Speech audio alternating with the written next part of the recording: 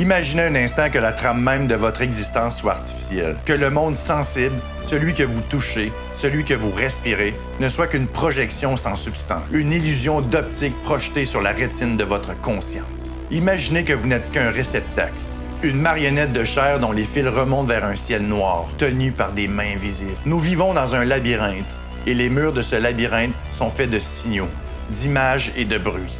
Il y a 35 ans, un artisan du cinéma de genre, le maître de l'horreur John Carpenter, nous a offert une clé, un film étrange, un objet filmique, mal compris à sa sortie.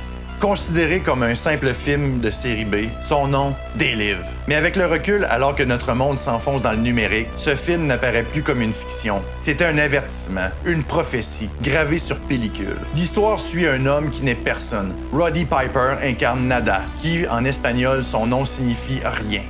C'est le vagabond archétypal, le promeneur solitaire qui débarque dans un Los Angeles dévoré par la chaleur et la misère. Il cherche un travail, un sens, une place dans la fourmilière. Il s'installe dans un bidonville au milieu des oubliés du système. Mais l'air est lourd. Quelque chose cloche dans la Cité des Anges.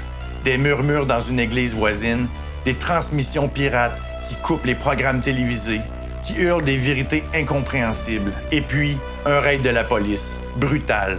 Une purge pour faire taire la dissidence. En fouillant les décombres de l'église, Nada découvre une boîte en carton. À l'intérieur, pas d'armes, pas d'argent, juste des lunettes de soleil. C'est ici que le film bascule dans la métaphysique. Par curiosité, il les pose sur son nez. Et le monde s'éteint. Les couleurs disparaissent. Le vernis de la réalité fond comme de la cire. Les lunettes ne filtrent pas la lumière, ils filtrent les mensonges. Soudain, le monde se révèle dans sa nudité terrifiante.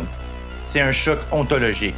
Nada a mal à la tête, il vacille. Même l'argent, ce papier vert que l'on s'échange avidement, porte sa véritable signification. Ceci est ton Dieu. Nada comprend qu'il a vécu dans un rêve éveillé, une hypnose collective. Mais le véritable cauchemar commence lorsqu'il croise un homme d'affaires en costume. À travers les verres, le visage humain s'efface. Il révèle une chose écorchée, une tête de mort aux yeux globuleux, une créature en décomposition qui imite l'humanité. Ils sont là, l'élite, la classe dominante. Ce ne sont pas des hommes, ce sont des parasites, venus d'ailleurs, ou même peut-être d'une autre dimension. Ils se sont greffés à notre société. Ils sont les bergers. Nous sommes le bétail endormi. Ils payent les ressources de la terre et nous leur servons de carburant en attendant l'abattoir.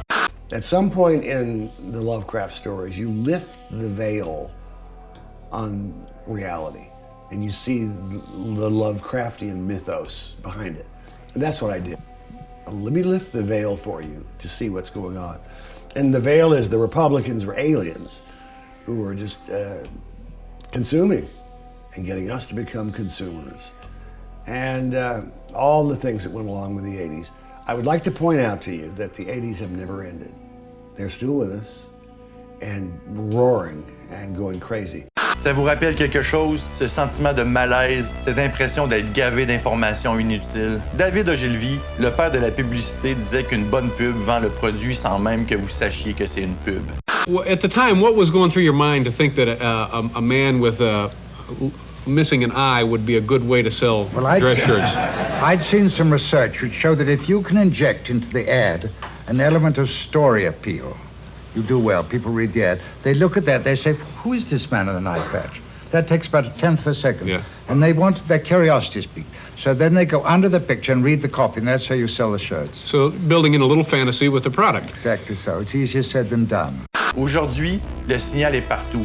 Il s'est dématérialisé. Il est dans votre poche, vibrant au rythme des notifications. Chaque image sur Instagram, chaque vidéo TikTok, chaque recommandation algorithmique est une version moderne du signal de Carpenter. Des entités corporatives plus puissantes que des nations entières collectent votre essence, vos données, vos désirs. Elles ne vendent plus seulement des objets, elles vendent des idéologies, elles modèlent votre imaginaire. Tout cela remonte à un homme, Edward Barney, le neveu de Freud. Il a compris que l'être humain n'est pas rationnel. Il est guidé par ses pulsions. Barney a transformé la propagande de guerre en relations publiques. Son but, créer un gouvernement invisible. Contrôler les masses non pas par la force, mais par le désir. tigre. John Carpenter a matérialisé cette théorie. Il a donné un visage monstrueux à ce concept abstrait. Il y a une scène dans le film interminable, violente, où Nada essaie de forcer son ami Frank à mettre les lunettes. Frank se bat, il refuse, il frappe. Mais pourquoi? Parce que voir la réalité est une souffrance. L'allégorie de la caverne de Platon n'est pas une promenade de santé. Sortir de la matrice fait mal aux yeux. Beaucoup préfèrent le confort de l'illusion à la brutalité du réel. Frank sait inconsciemment que s'il met les lunettes, sa vie d'avant est morte.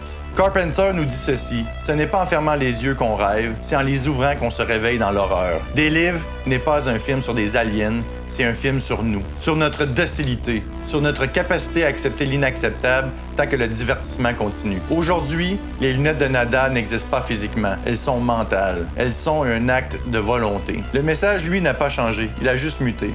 Il est devenu numérique, rapide, viral. La question qui reste en suspens alors que le générique défile est celle-ci. Êtes-vous prêt à voir le monde en noir et blanc? Êtes-vous prêt à voir les monstres qui se cachent derrière les sourires des présentateurs télé et des logos de multinationales? Tant que vous ne mettez pas les lunettes, vos désirs ne vous appartiennent pas. Vous dormez et pendant ce temps, ils vivent.